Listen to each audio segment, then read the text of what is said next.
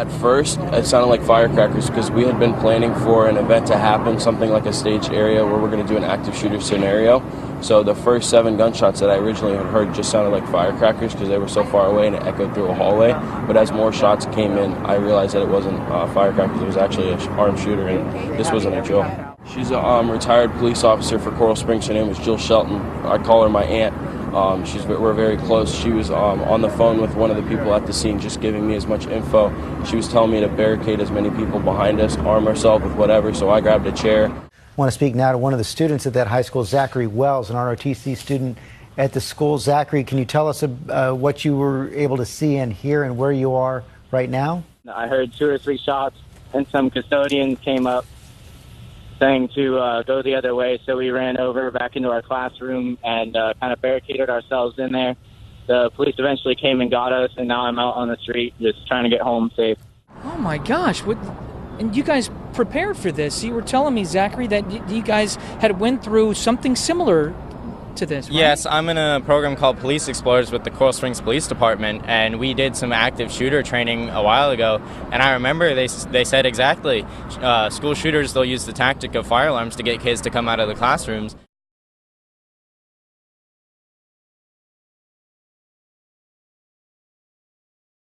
Freshman Chris McKenna. He started to take the bullets and load in the gun. I froze. He then said to me, "Get out of here. It's going to start getting messy." Where was he loading his gun? On the stairwell, the bottom stairwell. He took it out of like a gun case that kind of looked like a guitar case. Why do you think he spared you? I don't think he was fully reloaded yet. I don't think his bullets were in.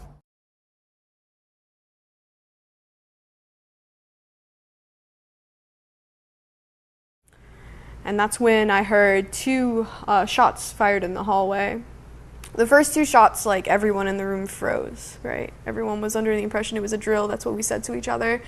And the 3rd shot was fired, and that's when we knew that it wasn't a drill. So I looked up and I looked in the window and I saw him, like, firing through the window. And then at one point, he stopped firing altogether and just, like, peered in and looked in and then walked away. This is a bit of an exaggeration, but it seemed like every one of them knew this kid, this Nikolas Cruz. Absolutely. Did you know him? Yes.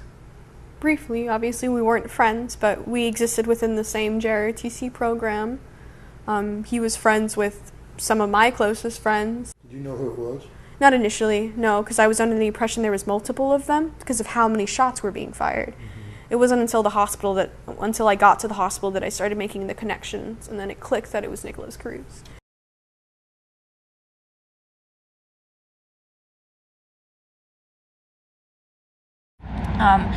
We have been practicing drills for months since we got back from winter break and even before that. So when it first happened, we all thought it was a drill. And as soon as it got closer and closer, we all ran towards my teacher's desk for safety. As the shooting was going on, you can hear the glass shattering through all the halls and the bullet holes piercing the walls and everything, and it was just so horrible. When my dad picked me up, he picked me up about a mile that way down Pine Island Road, and he was coming from work. He turned on his lights and work truck because he works for BSO. Still, she managed to call her father, who works for the sheriff's office. He went to the school and found Hannah.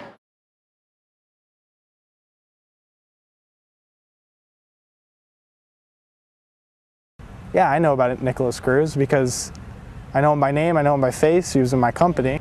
He asked for a candy bar, funny enough. That's all he asked for. I think it was Snickers or something like that. So I went out of the store, I bought him it, and the next day, there on after, came in with the uniform every day. When everybody realized that and he started coming up the stairs, everybody started running back to their room. There was like a stampede of people just sprinting back to their rooms. We were all waiting at the door, and he comes over and he unlocks the door and we all get in. And I see this figure come up the stairs with this pistol, and I guess that was him.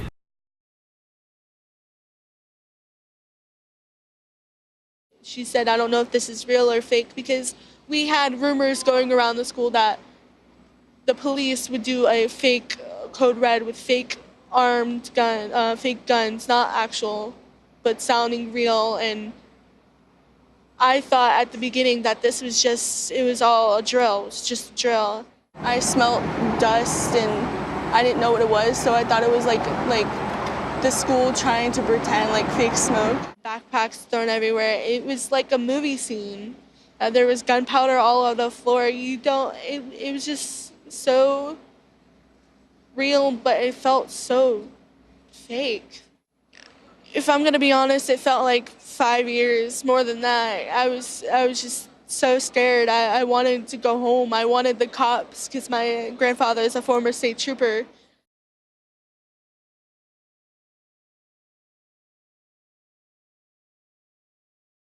Off-duty Coral Springs Police Sergeant Jeff Heinrich happened to be at the school that day working on the ball fields. He ran towards the danger and found Kyle. A round from the AR-15 tore through his ankle, and he was losing a lot of blood. The first door I went to was jammed. There was sadly another girl who passed away on the other side, and I could not get it open. Somehow he managed to run down 3 flights of stairs on that badly wounded ankle and make his way outside. He gave Sergeant Heinrich a complete description of the shooter, what he was wearing, even the type of weapon he was using. He's like, where do you know where the shooter is? Do you know what he looks like? I was like, yeah. His gray black sweater, hoodie on, and some jeans. He's like, do you know what weapon? I was like, AR-15, and like I described everything to him, and he's like, all right, thank you, and they went off. So it was that was pretty cool though. Kyle says he wants to be a paramedic, and they teach paramedics to stay calm.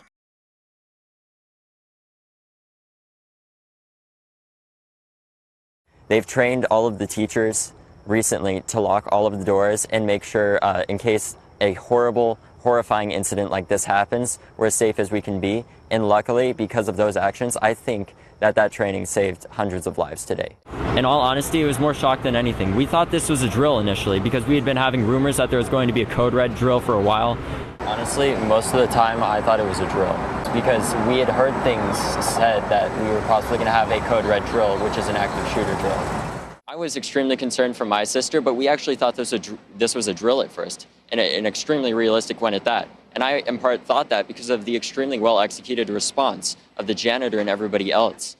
It was absolutely horrifying, but we actually thought it was a drill initially because we had been hearing about having a possible code red drill, which is essentially a drill where we have an active shooter drill to ensure that we can survive this type of situation. But once we were all in the room and we started seeing the headlines, we realized this was anything but a drill. This was life or death. You thought it was a drill, and you only knew it was real from looking at headlines in your phone? Yeah, on our phone. We saw it on Twitter once it was eventually trending, but then we also saw multiple headlines coming from local affiliates like WPLG, which is the ABC affiliate here. I think it was WSVN, which is Channel 7 here. Just all of them coming in and us looking them up, and that's how we were really able to find it. And that's how we knew this was anything but a drill. And anyways, I was able to reunite with my father, who's a former FBI agent, and my sister eventually later. But first I reunited with my father after the SWAT had come in and told everybody, get down, put your hands up. And we all ran out of there as fast as we could get out to the street. And once I took that first step out there, I realized this was not a drill. His father is a retired FBI agent, so he recognized immediately that this was a gun. This wasn't a firecracker, this wasn't a drill. We really thought this was a drill throughout much of it, surprisingly, because teachers and students had been talking about having a possible code red drill, which is an active shooter drill, for quite some time, and that's what we thought this was. But once we started seeing the headlines, we realized this was anything but a drill. This was life or death. And journalist, David Hogg is here with me now. David, first of all, we're so happy that you are here and that you're alive and well. Thank you very much for stopping by.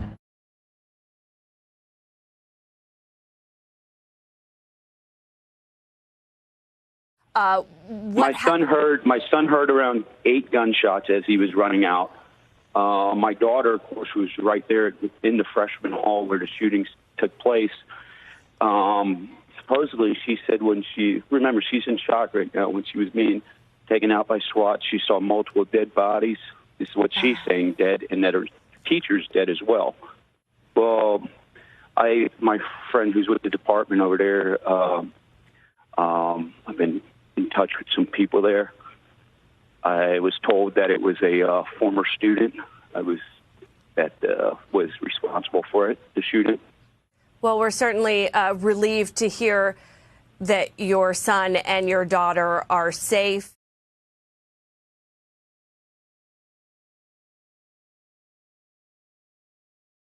Well, basically, I was just in my biology class, right?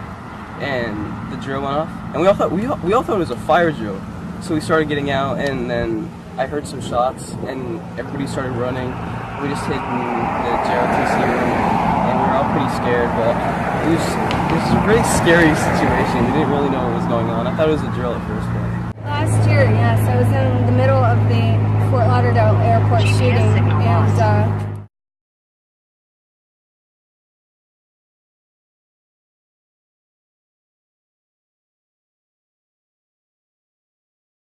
And tonight, the couple who took in Nikolas Cruz after the death of his mother breaking their silence, saying they had no idea a monster was living under their roof. The video comes to light as the family Cruz lived with says, "We had this monster living under our roof and we didn't know." Kimberly Sneed and her husband James tell the Sun Sentinel, "Everything everybody seems to know, we didn't know." The alleged killer moved in with the Sneeds after her death. They say he followed every rule of their home to the T, but that he was battling depression and days before the shooting took him to a therapist. And that's where these folks came in. They opened their home. They got him into a different school. They got him a job. They kind of brought him into their home because he had no other place to go. And then he was introduced to Nick through ROTC. Right. And I met him a couple times prior to him moving in. He spent the night at our house. And he was nothing but respectful, a good kid.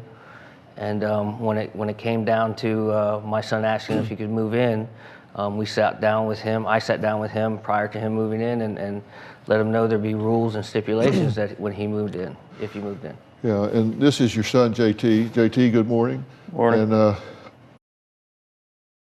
when he came in to live with us, and part of it was getting him back in school, I tried to get him back in Stoneman Douglas.